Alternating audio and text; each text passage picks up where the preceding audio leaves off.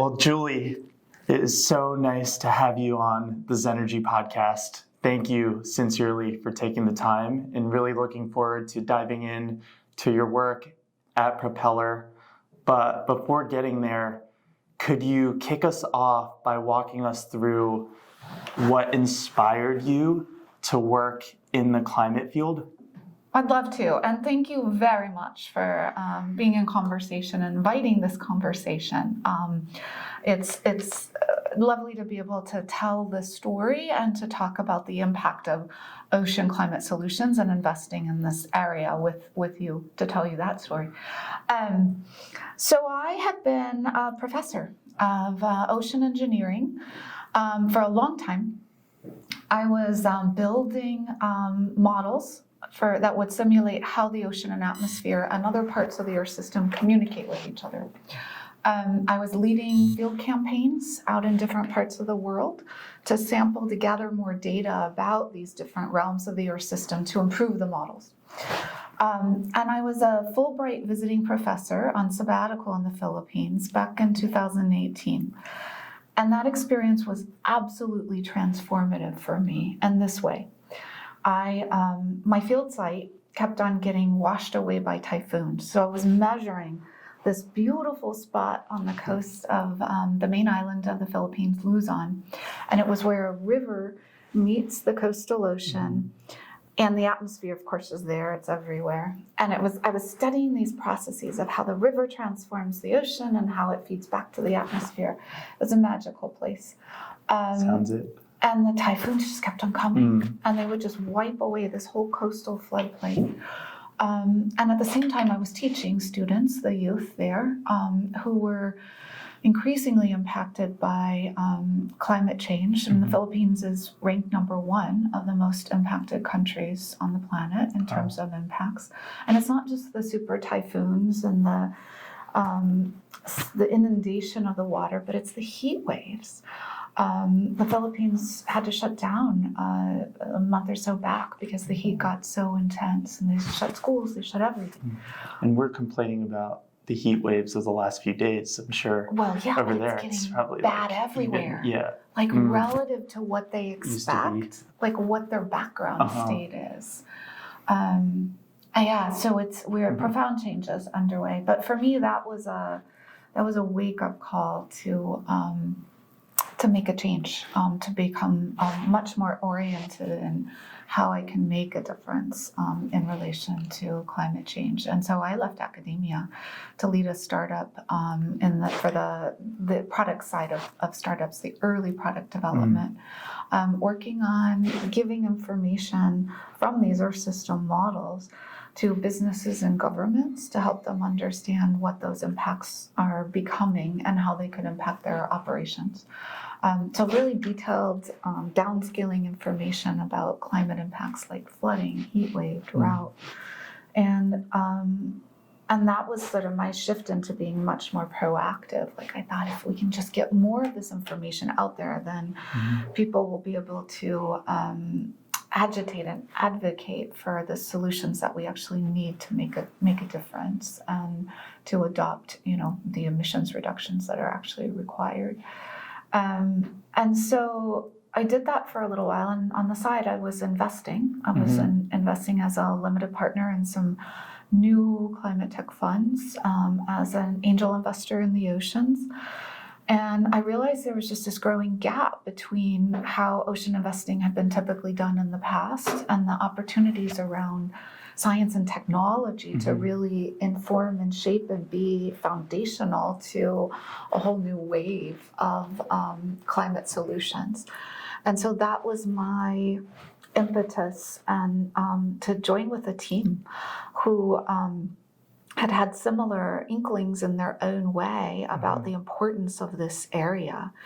And we're really grateful for the original partnership and early support of Woods Hole Oceanographic Institution and the president, Peter Domenical of Woods Hole, who really formulated and shaped what could become on the investing side a really unique partnership between an institution and a venture capital fund.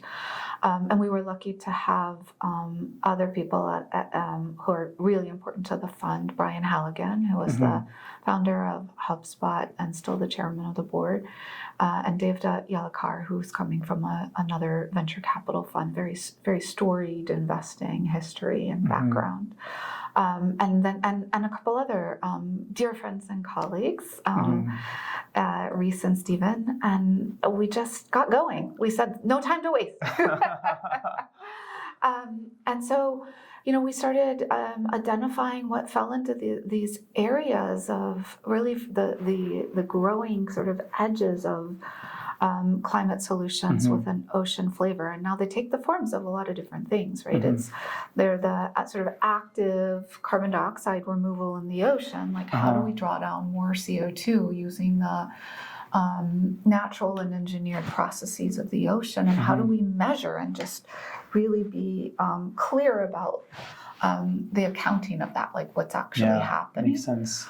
But then there's all, more, I think, intuitive technologies when you think of the broader blue economy. And there was a high-level panel for oceans that came out in the past year or so, showing that emissions reductions, 35% of them can come from the oceans and ocean-related activities. Sizable chunk. It's exactly right. Ocean-adjacent blue economy.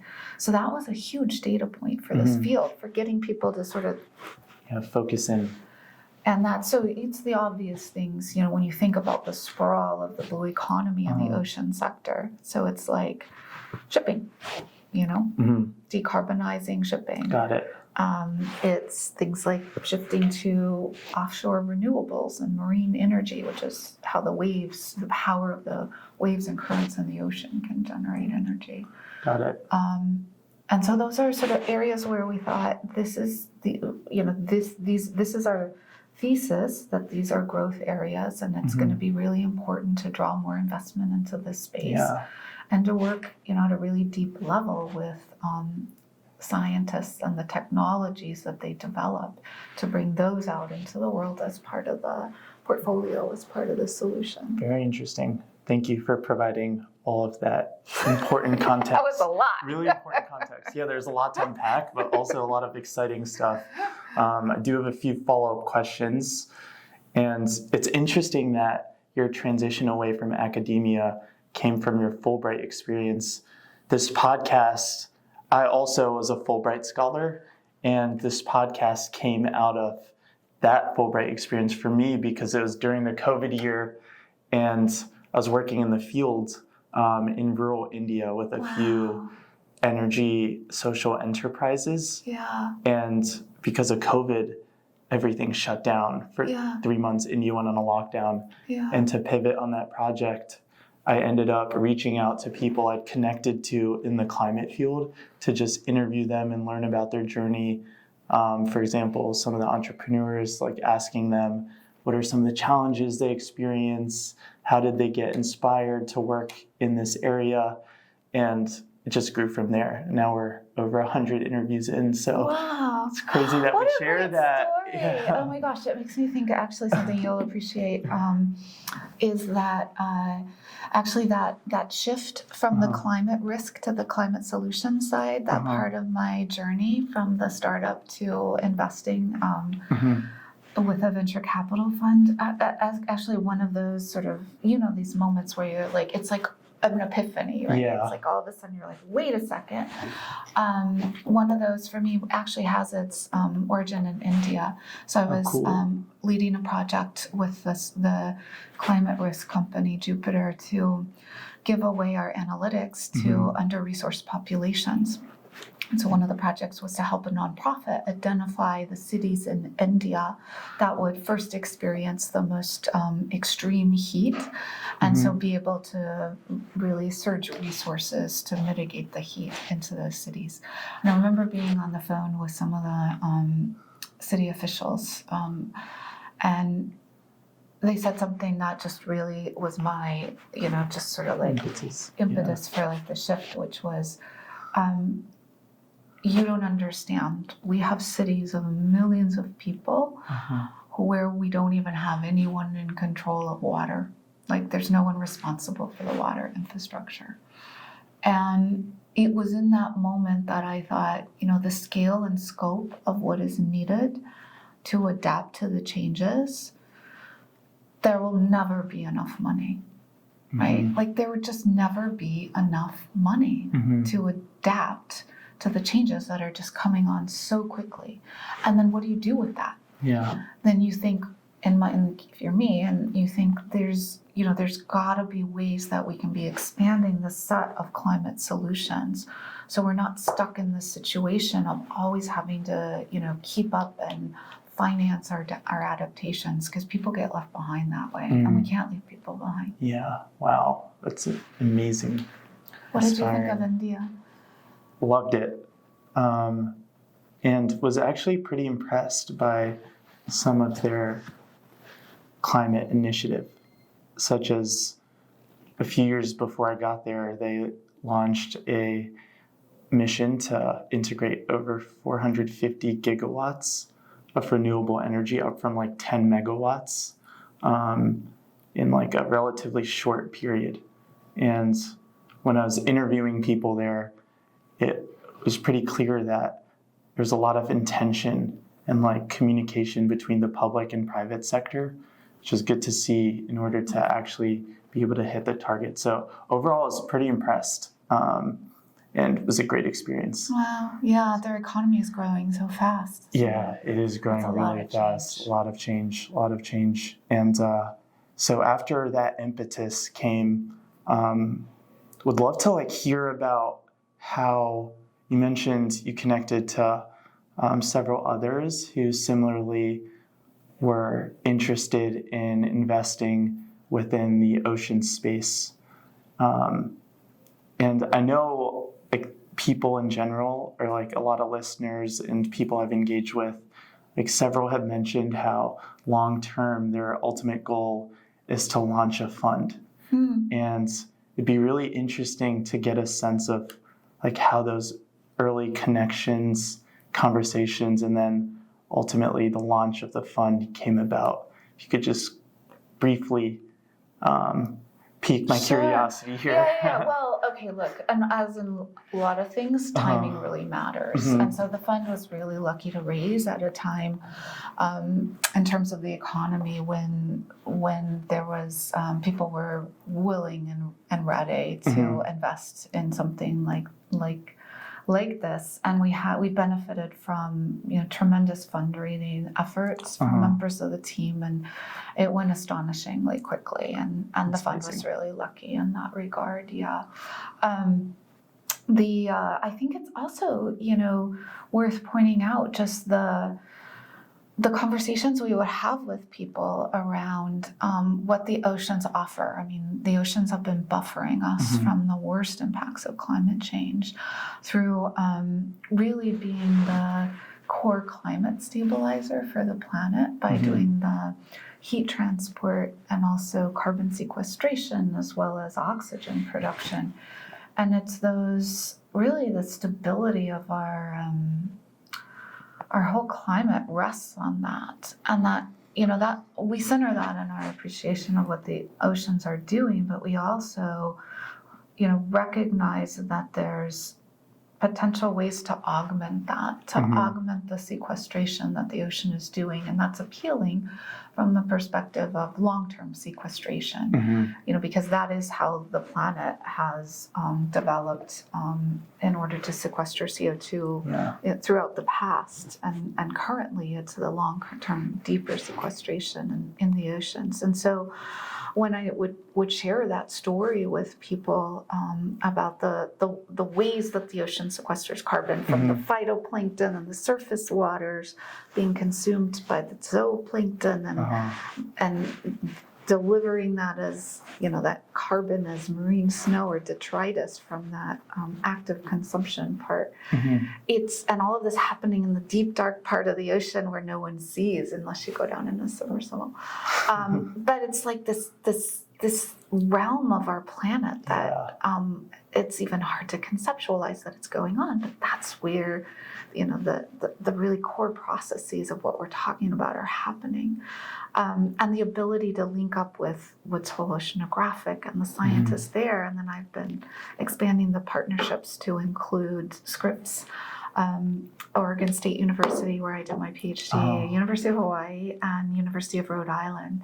So we're working closely with scientists there on developing their ideas, potentially spending them out, and also really drawing them into this community of other climate solutions that we're seeing, so they can have their eyes on it and learn and give feedback as well. Yeah. So interesting. And I know Propeller, as I was reviewing their website, your company's website, I saw that it has invested in several companies till date. I'd love to hear, because it seems like this area was relatively nascent, when you all got started.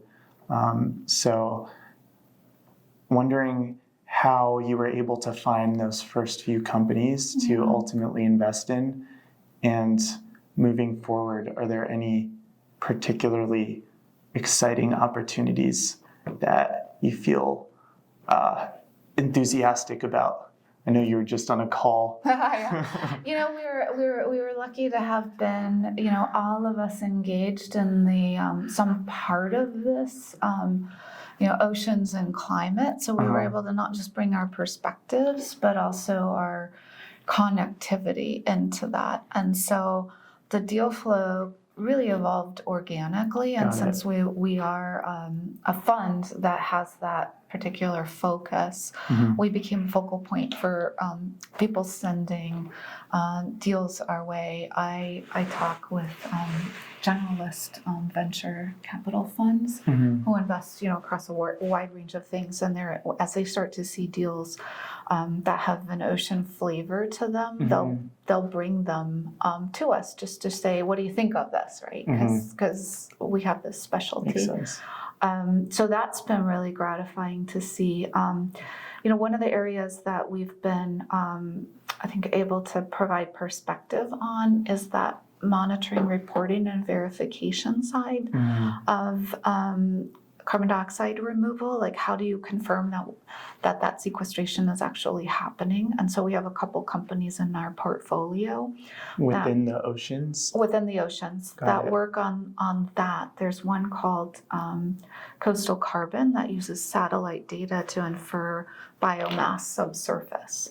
And so the initial market for that is seaweed farms who can use that information in order to determine how to the timing of optimally harvesting the seaweed. So that's a market, seaweed farming, it actually exists, and there's people buying seaweed and stuff. But you can imagine that extension to other parts of the macroalgae cultivation or other processes where you're needing to quantify sequestration of biomass. We have a sensor company working similarly on some of the chemistry related to sequestration. And so I think that's an area where we've been able to shine a light on where innovation is happening there. And then that also provides the connection to the carbon dioxide removal companies that we also fund. And then we're also working in the area of emissions reductions in maritime, and also other sources of innovation and efficiencies in industrial processes like desalination plants and so forth, and ways to just kind of layer these technologies on, so you're doing more than one thing at a time. You may be doing ocean alkalinity enhancement at the same time that you're sifting rare minerals out of the water. There's a lot of dissolved lithium in water. So the appeal of doing multiple things at once, because the oceans are so vast and they have that scale, that makes it particularly appealing to be able to leverage different areas like that. That makes a lot of sense. Yeah. And in your bio, it mentions your extensive expertise as an oceanographer, meteorologist, and Earth system scientist, aka wicked smart. I'm an odd duck. I'm hard to put in a box.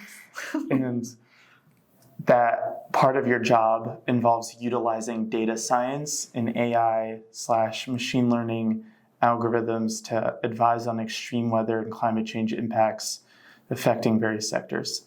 You've touched upon some examples, but as someone who isn't super knowledgeable about this specific area within the climate field, but really intrigued by it, would love to hear whether you've a recent example of how you helped a company navigate these types of challenges to mitigate climate change impacts. You just mentioned like the seaweed industry as one beneficiary of a portfolio company that you have, but would love to like hear further practical examples of how this data is leveraged to help commercial companies. Yeah.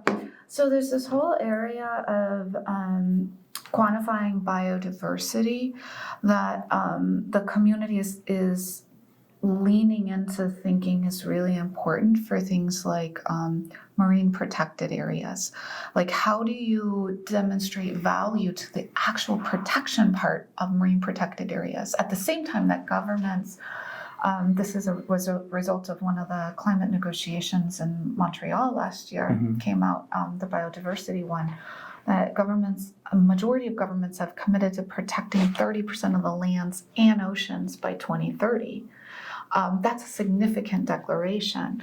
And to be able to follow through on that with establishing MPAs and actually monitoring them to protect them, there's a potential route where, for instance, using environmental DNA to actually tell what critters are there can help and show that sequestration is happening, for instance, can help make the case that could draw capital into these spaces and actually fund those ecosystem services as well as the protection of them. That's one example.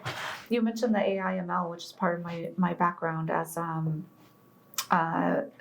in weather forecasting and ocean forecasting, and we're in this really tremendous time of change in relation to the ability of AI tools to vastly improve how we do forecasting, and I'm actively working in this area. And more to come on that topic, but it's one that I'm really excited about because I think it's going to open up a lot of opportunity for improving weather and climate timescale projections. And then in between weather and climate, weather of course is a couple days out to a week or two, and climate is like multi-year. And in between that, we have this band of time we call sub-seasonal to seasonal. So it's like several weeks out to just under a year. And that has the most potential to benefit from some of the new approaches around generative AI and incorporation of unstructured data. So more to come there, but that's another example of where technology, the infusion of technology into these spaces is really creating disruptive opportunities. Wow, very cool. Do you have a sense of how long it will take for generative AI, for example, to be retailored for these types of purposes? Or is that more to come? Well, we're already seeing it in longer range weather. Some of these pretty basic transformer architectures, foundation models are able to show skill relative to the established physics-based models. And I think that's just going to grow over time. And that's not really incorporating anything sophisticated or data-rich about the oceans. And the oceans, as we just discussed, are but also the seat of climate and influence a lot of weather processes. So this is a leading area as well. This is like a growing edge of this work. And again, because of my background and my focus now centering the oceans, I think is just going to be really important. Very cool. And of course, AI gets a lot of buzz. My last question on AI, because I'm just super intrigued and When I saw that in your background, I was like, I have to ask. And your portfolio companies, I'm curious, are you seeing a lot of deal flow where these climate companies are attempting to incorporate AI applications into their Absolutely. products? Yeah, that company I mentioned doing the biomass estimation, that's Coastal Carbon. It's based off of the founder Kelly's PhD work in AI ML applied to satellite imagery. Got it. So it's really cutting edge what she's doing cool. with that company. Very cool. So that's an example. We're also seeing companies that are using AI to improve efficiencies, and I think we're going to just see more of that. It just becomes more integral to. So interesting. Yeah. Very cool. Yeah. What does your evaluation process look like when you're looking at these companies? I imagine since it's a new space, there might be not many past companies to weigh the performance of these companies against. It's in some ways it shares a lot in common with just Traditional VC processes, Got right? it. Which is looking at the team really closely and seeing, knowing that there are a lot of changes up ahead. Can this team, go the distance? Is what they're doing important and visionary? Will it meet a market? Will there be customers willing to pay for what they offer? In the case of carbon dioxide removal, it's that could be the government paying for that service. It could be we're seeing now advanced market commitments from Frontier Fund.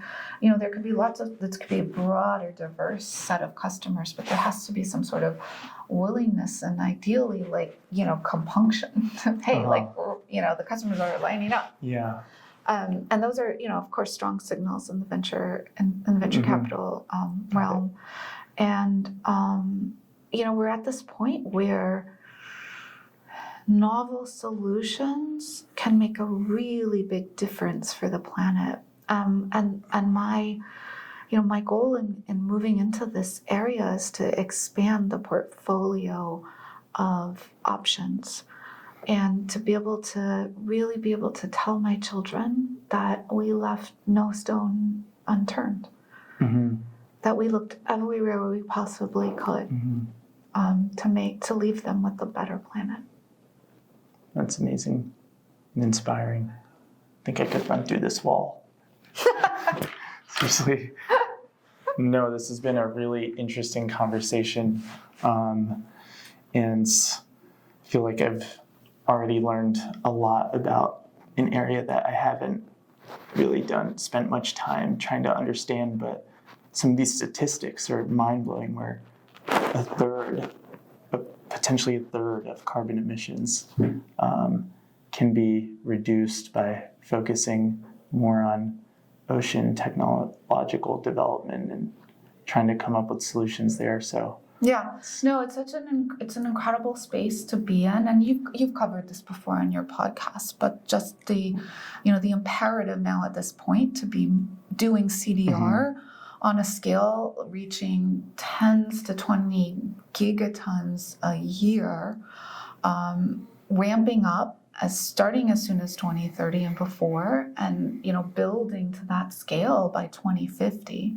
Those are sort of the magnitude of removal that we're looking at, and that's that's based on the assessment of the IPCC and what's indicated in there in terms of CDR, and others have done estimates as well that essentially converge on that number. But that's massive. It's massive. And what that represents in terms of carbon management on that scale, it's like building a whole new industry to accomplish this waste management for carbon. I feel like you have somewhat of a unique journey in the sense that you worked in academia for so long and then transitioned into first working at a startup and now as a investor or as a chief scientist at a VC company.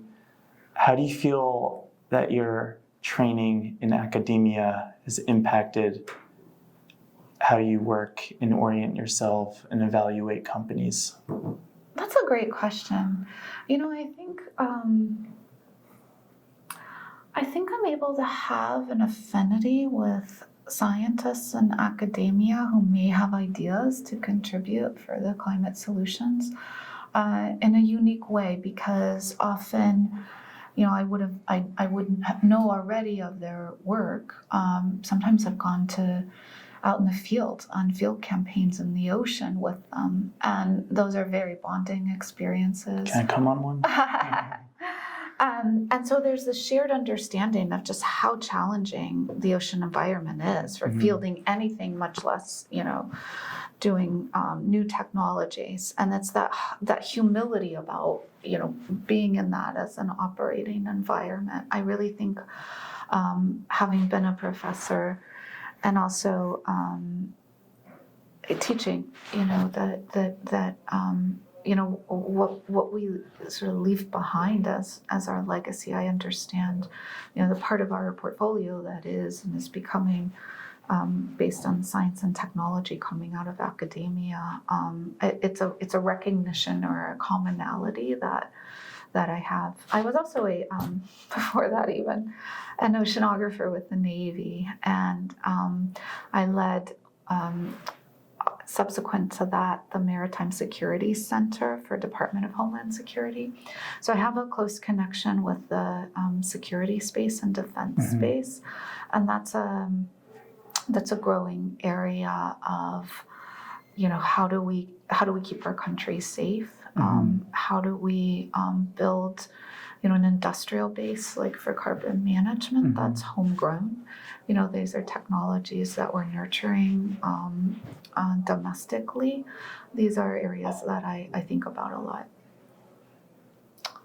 When you have conversations with scientists who work at universities who are building out these, what I assume to be very technical products, what advice do you give them in order to ultimately spin out that product and commercialize it? Are there any commonalities that you find these scientists to struggle with as they're attempting to commercialize some of their deep technical research?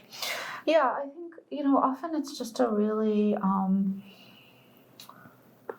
frank assessment of what stage the technology is actually at. And one of the scales that we use, the technical readiness level or technological readiness level, which is just how far along is this to commercial applicability, right? And so, starting from, is this just an idea, conception, or is this like ready to be commercialized? And so often they're familiar with that from any maybe applied research grants they would have gotten that have moved them along that TRL scale. I think it's also important to consider, is this a technology that the scientists and technologists and people in the lab are actually going to want to support and stay with in some form? Whether the scientists would come out as be a scientist with the company, whether they would be a co-founder and take on some leadership role, or whether they wanted to stay in academia and be an advisor. Like, all of these are like paths that they can stay involved, but having the idea creator and the genesis of these technologies involved at some level is really helpful. It's much more challenging to take a technology out of context and try to apply it to something new. So I see the value in having, some form of the original people involved in some way. It's also, we're lucky to have with these ocean science institutions, commitment that they want to support ocean climate solutions, and that can take various forms. Like, they can internally fund some of this work. We connect them to external sources of philanthropic funding that can help advance it toward the commercializable point. So we can act as a resource in that way. Got it. Very helpful. Yeah. Moving forward, you did mention carbon sequestration as a pretty high growth and important area within oceanography, and mentioned a few others. Are there any very specific technologies that you can see, like maybe that are really nascent in their life cycle, but you see more people trying to focus in on? Yeah, I have a great example. I'm on the science advisory panel for Carbon to Sea, which is a nonprofit that was created by a group of philanthropies to support more research and de-risking of ocean alkalinity enhancement. So these are techniques and approaches in a basket to counteract the acidification that the ocean is experiencing from drawing down CO2, and then also by countering that, affording the ocean to draw down even more CO2 for that deeper type of sequestration. So it's a category of solutions that includes a lot of like diverse types of approaches, from electrochemical to putting things like limestone in the water, which was the geological way that the planet has been sequestering. That the weathering of rock is a geological approach to sequestering CO2 that the planet has used. And so I really like approaches that have that kind of natural mimicry or boosting or augmenting natural processes in the ocean, and kind of working with that force of nature, the force of our planet and our really intricate Earth system, to boost it even a little bit will make a big difference. Very cool. Yeah, I actually recently interviewed someone who leads the Biomimicry Institute, and was talking similarly about how to leverage the Earth's natural capabilities to then create like really interesting technology in congruency with the natural flows. But again, another area where I don't have super deep knowledge about. So like these conversations are just so interesting for me because there's so much to learn. And yeah, no, it's such an exciting area, and I love your curiosity. Thank you. Yeah, I feel like I could talk to you for like a week and still barely touch the surface. But I know we only have a few minutes left, and because your experience is just so interesting, where you worked in academia, then you had this Fulbright experience, you transitioned to the private sector, and I'd love to just get like some pieces of advice from a career standpoint as you reflect on your career. Yeah. And I know you also taught students, so I'm sure you probably had a lot of conversations with people who are like trying to navigate where they want to fit in within the climate field. Generally, did you have like any advice that you would give to people who found themselves within, that thought process? Yes. So my students have gone on to be in data science, to work at startups, to work at government labs, to be in the renewable space, to do weather modeling, a range of different activities. And, there was a tendency when I was a student to see the ultimate goal of getting an advanced degree, like a master's or a PhD, or would be to just like follow in the footsteps of academia, to be in the mold of the person who trains you. And it's been really exciting to see the students these days, like just breaking that mold, to recognize whatever is in themselves that says, I don't necessarily want to be a professor at a university, and to be able to respond to that and to actually pursue something different. And I think the avenues for really carrying that out have never been broader.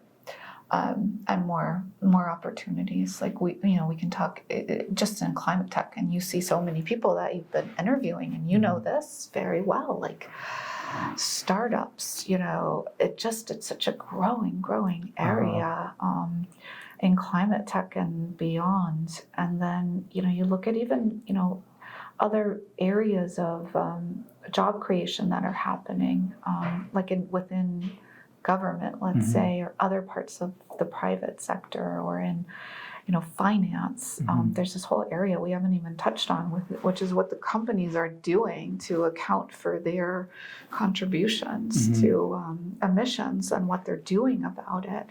And there's a whole set of startups just in emissions accounting, and financial institutions are creating positions around the measuring and monitoring of that. Sometimes it's within the CFO's office at the really top level. Boards are asking questions of companies. I'm on the advisory board for the Global Association of Risk Professionals. The Sustainability and Climate Risk Certificate Program was created by this nonprofit to really get quickly finance professionals up to speed about climate risk. How do you account for it and what do you do about it? It's been really tremendous to see that certificate get taken up by so many financial institutions and insurance companies and energy companies, really wanting their staff to be trained in this and be on the cutting edge of this. That's awesome. And my final question, which I conclude almost all of my interviews with, and I'm particularly excited to hear your response to this question, given your wide-ranging and super inspiring professional journey. If you could give one piece of advice, reflecting through the lens of your career, to first your 25-year-old self, and then your 35-year-old self, does anything come to mind? Tell myself not to worry so much. You're not going to have all the answers. You're not just get going. Just start doing it. Don't worry about what's going to happen or whether it's going to work or not. There's some things that there's just no guarantees, and there's some things you just won't ever know. And you get clarity by moving forward. And that's also been a really important lesson for me. After I lost my husband a couple of years ago, that forward momentum, that things might seem hard at one point, but it's not always going to be hard. And choices we make about our career, should I do this or I should do that? You're going to look back and you're going to say, it didn't have as much import or significance as it felt like at the time. What matters is just the moving forward. It's just that momentum moving forward, and being deeply connected with yourself, of course, and recognizing challenges and then just bring your best self to overcoming them. Amazing. Thank you so much for your time, Julie, for sharing all of this inspiring and insightful knowledge. Really appreciate it. Thanks. Thank you. I've enjoyed talking with you. Thank you so much.